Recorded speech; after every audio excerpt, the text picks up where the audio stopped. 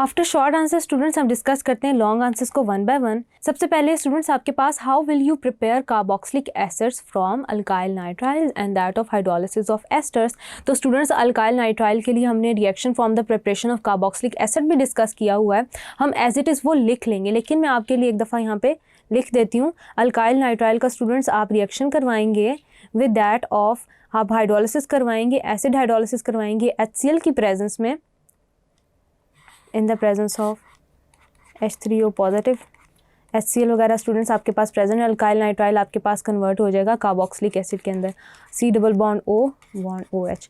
और स्टूडेंट्स आपने जब अल्काइल नाइट्राइल के साथ रिएक्शन लिखना है तो आप वहाँ पे ये भी मेंशन करेंगे कि आपके पास वो अल्काइल नाइट्राइल आप जनरेट कैसे करते हैं। आप वहाँ बता रहे होंगे कि आप किसी भी अल्काइल हैलाइड का रिएक्शन करवाते हैं पोटेशियम साइनाइड के साथ एसिडिक कंडीशन के अंदर, तो आपके पास जनरेट हो रहा होता है अल्काइल नाइट्राइल, और फर्दर उसका कैसे रिएक्शन हो रहा होता है। देन स्टूडेंट्स ये तो मैंने आपके लिए जनरल रिएक्शन लिखा, आप उसको स्पेसिफिकली भी लिख सकते हैं, यानी कि आप इथेन नाइट्राइल के लिए रिएक्शन लिख सकते हैं, यानी कि आपने जो बुक में हमने रिएक्शन डिस्कस किया एज इट इज़ ही आप उसको लिख रहे होंगे उसकी कंडीशंस के साथ।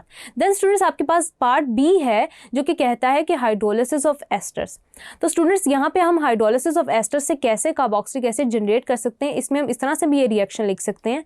ये हो गया पार्ट ए।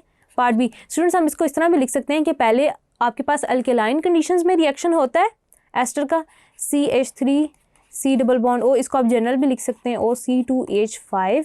देन स्टूडेंट्स ये रिएक्ट कर रहा होता है आपके पास,